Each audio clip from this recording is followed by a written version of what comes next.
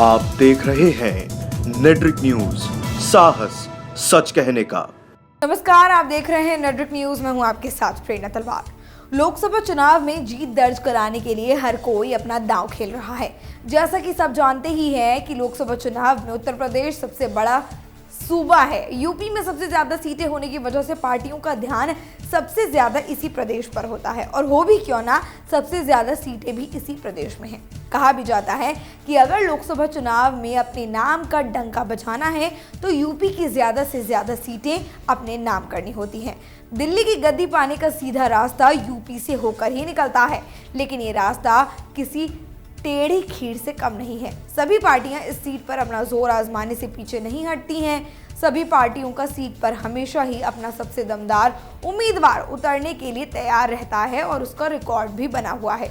और इस बार लोकसभा चुनाव में जहां सपा बसपा गठबंधन के मैदान में उतर रहे हैं, तो वहीं पिछले लोकसभा चुनाव और यूपी विधानसभा चुनाव में सबसे बड़ी तेजी से जीत दर्ज कराने वाली बीजेपी भी यूपी में अपनी पुरानी जीत को दोहराना चाहती है। तो वहीं कांग्रेस भी यूपी में अपने वनवास को खत्म करना चाहती है, जिसके लिए वो हर तिकड़म आजमा रही है। जहां कांग्रेस ने अपनी कमर कस ली है, तो वहीं बहुजन समाज पार्टी की मुखिया मायावती भी अपना पुराना दांव खेलने के लिए तैयार हो चुकी हैं। वैसे तो अखिलेश यादव की समाजवादी पार्टी और मायावती की बहुजन समाज पार्टी ने इस बार लोकसभा चुनाव में जीत के लिए गठबंधन का रास्ता चुना है, तो वहीं बहुजन समाज पार्टी ने 3 मार्च को तकरीबन 1.5 दर्जन लोकसभा प्रभारियों के नामों पर मुहर लगा दी है।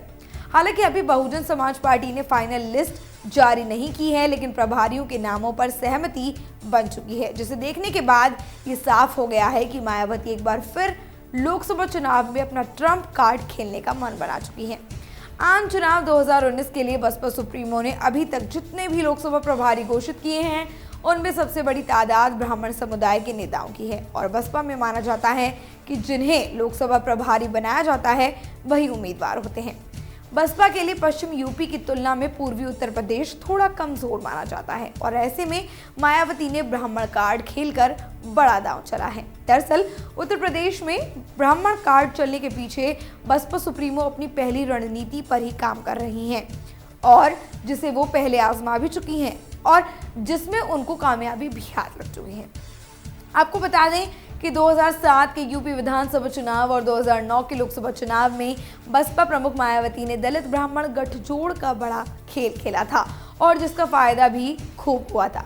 इसी रणनीति की बदौलत मायावती ने यूपी के सिंहासन को संभाला था, और इस बार भी मायावती कुछ ऐसा ही करना चाहती हैं। तभी तो उन्होंने पूर्वांचल में कांग्रेस बीजेपी की काट के लिए बहुजन समाज पार्टी ने ब्राह्मणों पर एक बार फिर बड़ा दांव खेल लिया है। अगर बात पूर्वी यूपी की हो तो बता देते हैं कि पूर्वी यूपी में ब्राह्मण और ठाकुरों के बीच राजनीतिक वर्चस्व की लड़ाई जग जाहिर है, जो हर चुनाव में देखने के लिए भी मिलती है। हालांकि मोदी लहर में ये लड़ाई थोड़ी फीकी पड़ जाती है। बीजेपी के सत्ता पर काबिज होने के और सीएम योगी को प्रदेश की कमान थमाने के बाद मायावती को ये उम्मीद है कि वो इस बार ब्राह्मणों को अपने पाले में ला सकती है। दरअसल सीएम योगी राजपूत समुदाय से आते हैं, और सीएम योगी के यूपी की कमान संभालने के बाद ब्राह्मण समाज बीजेपी से थोड़ा खफा है। ऐसे में यूपी में ब्राह्मण वोटों को अपने पाले में लाने की दौड़ तेज हो गई है। बसपा का पूर्वांचल की ज्यादातर सीटों पर ब्राह्मण उम्मीदवार पर दांव लगाना इस दौड़ का हिस्सा बन चुका है, और बहुजन समाज पार्टी को इस खींचतान का फायदा होना भी लाजमी है।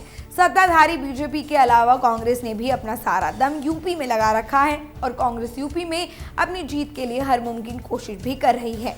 गठबंधन में शामिल न किए जाने के बाद कांग्रेस ने अपने हुक्म के इक्के को लोकसभा चुनाव में उतार दिया। कांग्रेस ने पूर्वांचल में अपनी पैठ जमाने के लिए पूर्वी यूपी महासचिव की कमान प्रियंका गांधी वाड्रा को सौंप दी है।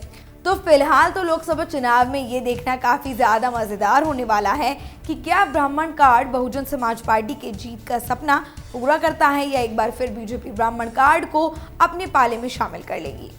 तो फिलहाल के लिए हमें इजाजत दीजिए, लेकिन जाते जाते चैनल को सब्सक्राइब करना मत भूलिएगा, और वीडियो को लाइक और शेयर जरूर कीजिएगा। नमस्कार। हमारे साथ जुड़े रहने के लिए हमारे YouTube चैनल को सब्सक्राइब करें, साथ ही बेल आइकन को दबाएं। नेट्रिक न्यूज की खबरें सबसे पहले देखने के लिए।